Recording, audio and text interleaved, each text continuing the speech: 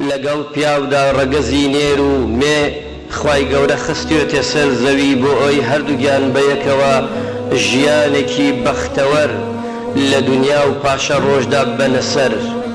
بۆ ئەوە نییە کەوا بەرامبەری یەک بگرن و بۆ ئەوە نییە خوانەکە ئەم باشترە لە ئەو یان ئەو باشترە لە ئەم.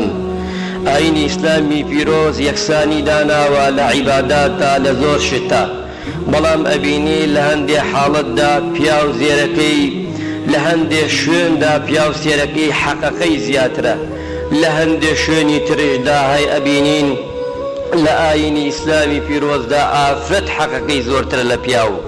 ئەمە مانای ئەوە نییە لەو شوێنانەی کە ئافرەت مافی کەمترە ئیتر مافی لە ئیسلامدا کەمە و نییە و ئیسلام تەعدای لێ کردووە و ئیسلام ستەمی لێ دەکا.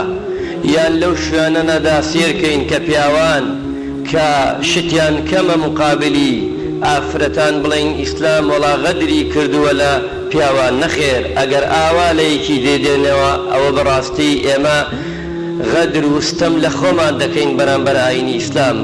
خوای پەروەردگارە فەرمێ هو الذي خلقكم من نفس واحدة، هەمومان لە یەک نەفس لە یەک بەرگ هاتووین.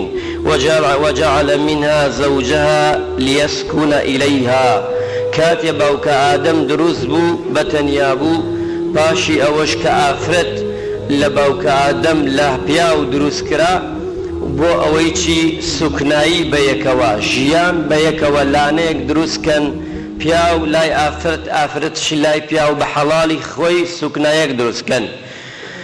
هاوسەرگیری ئەوەوان پێڵێ دوو سیفەتێکی جوانی تایە لە قورئاندا ئاماژەی پێکراوە، یەکێ لەوانە مەوەددە، یەکێ لەوانە ڕەحمە.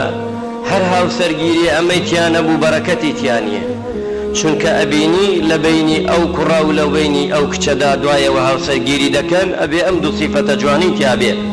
ئەمجا خوایانش ئەمرەکە ئەفەرمێت وأنكحوا الأيام منكم والصالحين من عبادكم وإمائكم إن يكونوا فقراء يغنيهم الله من فضله.